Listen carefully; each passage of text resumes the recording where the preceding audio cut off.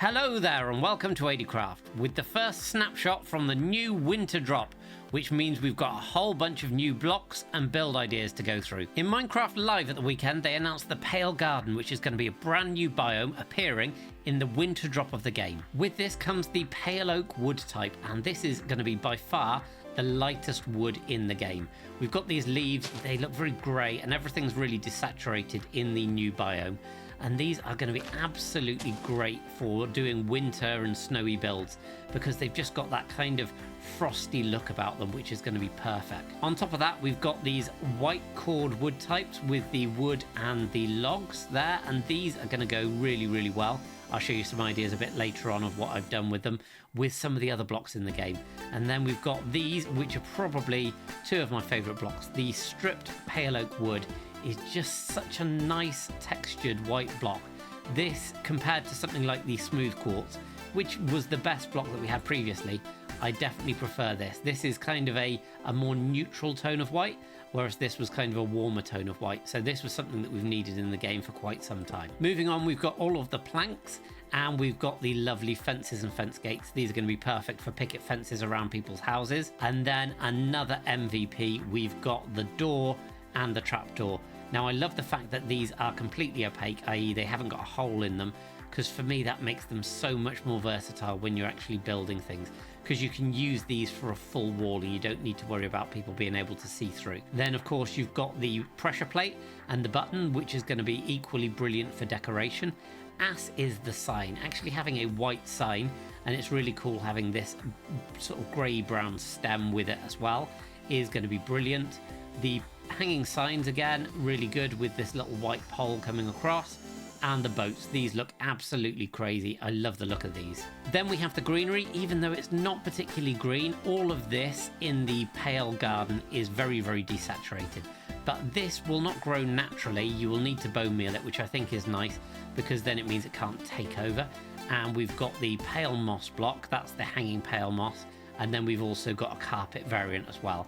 And this is brilliant and frosty, so again, having these two variants will be absolutely perfect for any wintry builds that people want to make.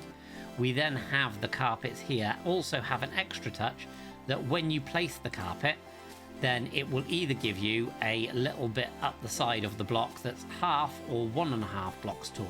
And I'm undecided about this so far, because if you're using this inside, you might not want this, but again, in situ outside is pretty cool. I have also noticed that when you're placing it, if you've got one that's 1.5, you can't actually place another carpet on top, but if you've got one that's half, you can actually place one on top. So that, not sure if that's deliberate, but it's quite a cool feature anyway. Then we have a brand new mob in the Pale Garden. This guy is the CREAKING. He will move to you a bit like a weeping angel, only when you're not looking, and you can't cause them any physical damage. The only way to kill these will be to take out the creaking heart, which will be basically embedded within the trees themselves. And when you hit these guys, they will send some particles to this block so you can find where it is, and you'll be able to then take this out and be able to make this guy completely disappear. But this block is an absolutely beautiful decorative block. It's one of the first blocks that we've got where it's truly two-tone, so you've got two very distinct colors, and you can place it in any direction as well. It's directional, so this is going to be a favorite for builders, I am sure. Certainly going to be a favorite for me in my builds. Now, one of the other things with it is you can activate it once you have taken it away from the tree by putting it again between two pale wood types like this, and then you get this amazing sappy glowing effect. It doesn't give off any light, and this will then at nighttime spawn a new CREAKING, which again, hopefully that will be toggleable, because if you want to use this, for me this is too good as a decoration to not be able to use in a build, because you're going to have these guys wandering around, which isn't going to be ideal. You can place these directionally as well, and so you can use these in many different ways for your decoration. So it is for me going to be absolutely key that we can use these in the builds without needing to worry about the CREAKING spawning. If you're enjoying the video, make sure you hit that like button, make sure that you subscribe, and leave me a comment to let me know what you think of these brand new blocks. On to some build ideas now, and you can use a combination of the new blocks with the bark and the ones with the creaking heart both activated and not, to go really, really well with the orange tones, particularly the shroom light here and then the acacia wood. So you can see just the bark here does match quite well. So these are going to be brilliant to put in builds together, and you can get some really funky floor designs like this.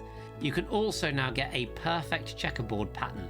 So previously we would have to have used calcite, which wasn't quite right, but these new blocks here, the stripped pale oak wood and the stripped pale oak logs, will go perfectly with this blackstone, and this will make perfect kitchen floors every single time. Moving on to some of the moss blocks, these go absolutely perfectly with the tuff blocks. It's almost like they planned it. So you can mix these up with just the regular tuff, the polished varieties, the decorative tuff, and you can even throw in some mossy cobblestone as well as a transition through this into regular cobblestone. So you will be able to move from this to the tuff and then onto some of the other blocks as well. Moving on to some funkier designs, we have got this, the stripped cherry wood and the stripped pale oak. These go surprisingly well together, and you can see that when you've got the end variants as well, the lightness that you get in this really does kind of link it quite nicely into these blocks, because when you look closely at the textures, you've got some really quite warm tones in there, particularly when you look at this end piece here. So this really helps it match with some of the other blocks in the game that didn't have so many counterparts like the cherry wood. Moving on again, we've got the moss, and this goes surprisingly well with the end of the bone blocks. You can see you've just got this greeny bit, which meant that the bone blocks stuck out a little bit when you were using them in sort of white builds, but now you've got this transition into this moss. It also works with the birch surprisingly well as well. So when you look at the end piece again, you've got some quite greeny lines here that actually match this texture quite nicely. So you can bring that in and then merge that through onto the ochre froglight, which is a good lighting solution. Onto another acacia pattern now. You can see that this bark goes really, really nicely into the creaking heart, and the fact that you can place this directionally means that you've got this really nice jagged edge that goes around the detailing of this build, and again also works surprisingly well with the glowstone because this has got an irregular pattern on it as well. So again, another nice design there. And then moving on to the most left field of all of them, and this was something I noticed whilst looking closely at the blocks here for the planks and for the end piece here, there's actually a very purpley tone in here. So for the first time in as long as I can remember, we're getting a block that actually works really, really well with purple. So maybe people will be able to use purple a bit more. Who knows, it might catch on, it might not, but at least we now have another variant that we can use with the pearlescent froglight as well that goes in the middle. So I actually really, really like this pattern. It might be something that I use myself. For some wall patterns, we've got a really, really basic one using the creaking heart.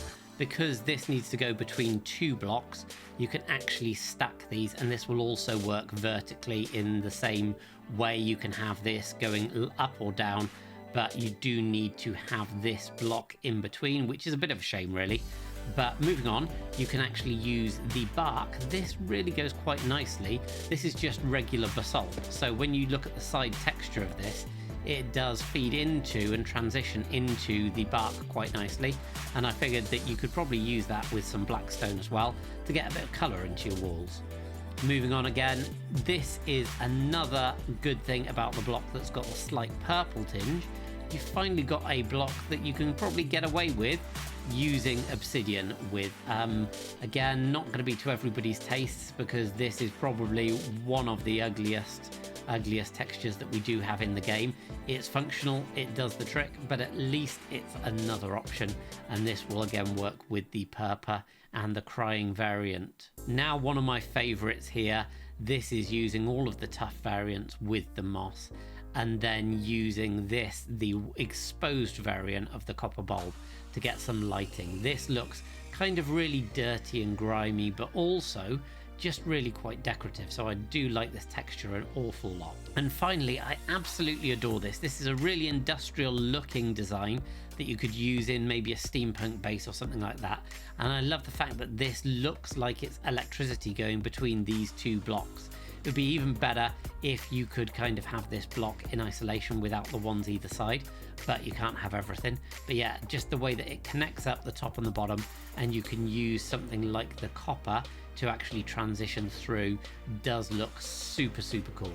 Now on to some bigger designs I've put together, and first of all we've got this panda. I love this build. I love the way that these new blocks, they've kind of got a texture that looks just a little bit fluffy, so it does actually work really, really well, and you can imagine making something like a polar bear as well. But the other thing that I love about this, obviously we've got the pointed dripstone teeth, but using the lanterns in the eyes, and they're slightly recessed, they kind of move around as you move around the build itself as well. So yeah, just a fun little build, but really quite cool. Next, a classic that I've reworked with these new blocks, and that is my X-Wing. This is a 1-to-1 recreation. Well, I think it's 1-to-1.1, but a closer version that I have seen, you can actually get inside this as well. And I previously had to make do with things like iron trapdoors and birch trapdoors for this design. So being able to use the wood, and particularly this texture here, is really, really good. Super pleased. This is how I'd always envisioned it to be. But yeah, love how this turns out, and hopefully this gives you some ideas. If you prefer a bit more realism in your space travel, then we've got this, which is my recreation of the Space Shuttle Discovery. Again, reworked with the new blocks. So absolutely love the color of these new blocks. It's much, much closer to the original Space Shuttle, and again I was able to replace things like the birch trapdoors and the iron trapdoors that I had to use. One thing that I probably would suggest is you might want to mix up some of these stairs and slabs here, because this is quite a busy texture to the quartz if you were going to recreate this. But yeah, absolutely love this, and hopefully it's given you some ideas. So that's been a bit of a whistle-stop tour of all of the new blocks that are now available to us to play with from the Pale Garden. If you've enjoyed it, please do let me know. I really appreciate any support for the channel. If you'd like to get hold of this world, then it will be available in the next couple of days to my patrons. So if that's something that interests you, check out the link in the description. But otherwise, I will see you all next time on ADcraft.